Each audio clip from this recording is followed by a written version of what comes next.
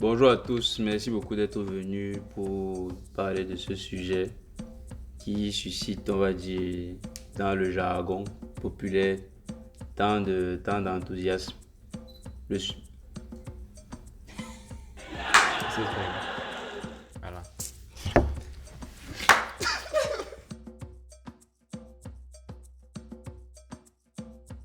Bon, comme vous l'avez deviné, on est là pour parler de réussite et de succès. C'est une question qui, pour moi, est assez évidente, on va dire, pour tout un chacun. Mais lorsqu'on rentre profondément, on voit que chacun a sa vision sur la question de la réussite et sur la question du succès. C'est la raison pour laquelle j'ai invité toutes vos intelligences à contribuer à ce que ce débat soit le plus enrichissant possible. Pour débuter la vidéo, on va commencer par analyser un sondage où on a essayé de recenser à peu près ce que les gens entendaient par réussite et succès. Au sondage ont répondu 40 personnes dans une proportion de 32,5% de femmes et 67,5% d'hommes. Par rapport aux origines, 100% étaient d'origine africaine parce que une réponse antillaise et une réponse camerounaise, qui voulait faire le désordre. Voici donc les résultats. La question était celle-ci. Je pourrais estimer que j'ai réussi ou atteint le succès dans ma vie quand, en première position comme réponse, j'aurais amélioré considérablement les conditions de vie des populations avec 16 votes, donc 40% des votes. En deuxième position, j'aurais rendu fier mes ascendants et subviendrai aux besoins de ma famille avec 12 votes, donc 30% des votes. En troisième position vient, j'aurai en ma possession le maximum de patrimoine financier avec 5 votes, 12,5%. En quatrième position vient, j'aurai et exercerai avec expertise le job de mes rêves avec 3 votes, 7,5%. Ensuite vient, j'aurai une position de pouvoir et d'influence dans la société avec 2 votes, 5% des votes. Et le dernier qui reste, c'est j'aurai découvert et acquis le maximum de connaissances avec un vote, 2,5%. Sachant que la proposition j'aurai une grande notoriété et serait remarquablement connue n'a pas du tout été choisie. Bon, après prise de connaissance des résultats, moi j'aimerais savoir ce que vous en pensez. Est-ce que déjà, pour vous, on a remarqué que dans le sondage, la plupart de ceux qui ont répondu sont des Africains. Qu'est-ce que ça vous traduit en fait, le fait que les Africains choisissent comme première option de réussite ou de succès l'amélioration des conditions de vie des populations? Bon, je commence. Qui vous prend la parole ou bien je donne la parole? Moi. Qui vous prend la parole? Bonjour tout le monde, je m'appelle Christian Chunté, je suis étudiant en Master 2 en cybersécurité et ma devise c'est tout travail mérite son salaire. Bon, cette première réponse traduit, je pense, un changement de pensée et un dynamisme qui n'était pas forcément prononcé avant. Parce que justement, la réponse que personne n'a choisie, c'est une grande autorité et remarquablement connue. Que je pensais que beaucoup de personnes allaient Et prendre c'est en ce qu'on premier. remarque la plupart du temps au niveau de Justement, la jeunesse. bon, à travers ce petit, c'est vrai que le nombre de personnes touchées n'est pas très représentatif. Mais ouais, je pense que le fait que beaucoup de personnes veulent a priori améliorer le niveau de vie des populations montre une certaine envie de changement et voilà, une certaine volonté, même si l'action ne suit pas encore de penser comme cela. Donc, ça peut Donc pour apporter toi, en quelque fait, chose. aujourd'hui, tu penses que la jeunesse africaine a pris assez conscience de qu'il y a un changement à faire. De Bon, mon point de vue, oui. Bon, ok. une grande partie en tout cas. Vous êtes d'accord avec lui? Parce que moi, de ce que je vois, en tout cas sur les réseaux sociaux, je pense que la jeunesse africaine, je pense pas que ce soit ses premières aspirations en termes de réussite, en tout cas.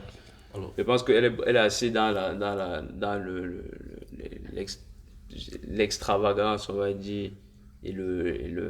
J'essaie un peu de titiller, hein, mais je fais ça exprès. Mais pour montrer ce que moi je vois, en tout cas sur les réseaux sociaux. La jeunesse essaie juste de montrer un peu, ouais. paraître extérieur, mais Bonjour, je me présente Ryan Fojo, ingénieur chargé d'affaires. Pour moi, dans la vie, il faut toujours se tenir prêt afin de pouvoir anticiper les différentes situations. Ceci vous conduira très certainement vers la réussite. Restez concentrés. Alors moi je veux nuancer ce qu'il a dit dans la mesure où nos familles africaines, on est généralement, je veux dire, nombreux.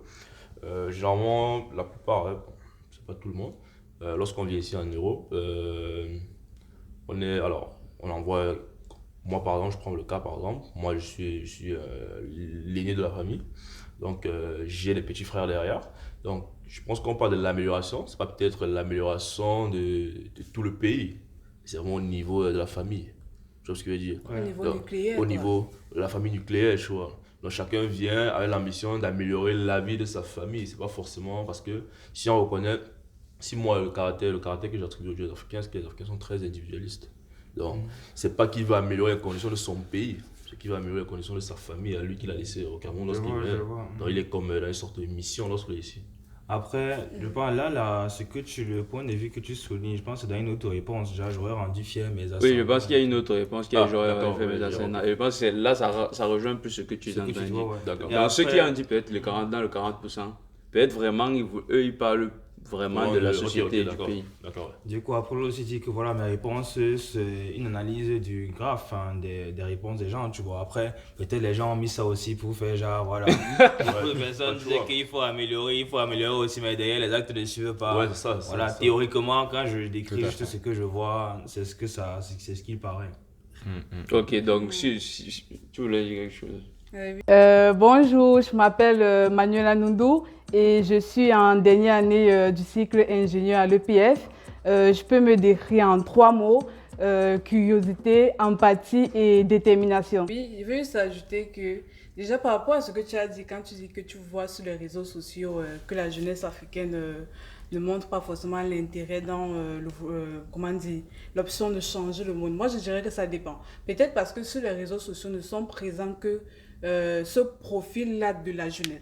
Parce que moi, ce que je sais, quand tu grandis dans un environnement où, par exemple, tu n'as pas eu à manger, ou bien tu n'as pas eu à boire, ou vous n'avez pas forcément eu des moyens financiers pour subvenir à vos besoins, quand tu grandis, souvent tu peux avoir vraiment ce feu-là de vouloir changer les choses autour de toi. Ça peut être que aujourd'hui je ne veux plus jamais qu'il y ait de la famine dans mon pays, dans mon village. Si on parle par exemple de Sadio Mané, ce grand footballeur par exemple qui a eu du succès à l'étranger et qui est rentré dans son village construit des écoles, construit je pense que c'était des puits pour l'eau potable Ouais, et des tout. hôpitaux, ouais. Donc moi je pense qu'il y a énormément de jeunes aujourd'hui qui prennent, qui veulent changer les choses dû aux frustrations qu'ils ont endurées durant leur enfance. Et moi je Ok. pense que sur la toile en fait c'est juste du divertissement en fait.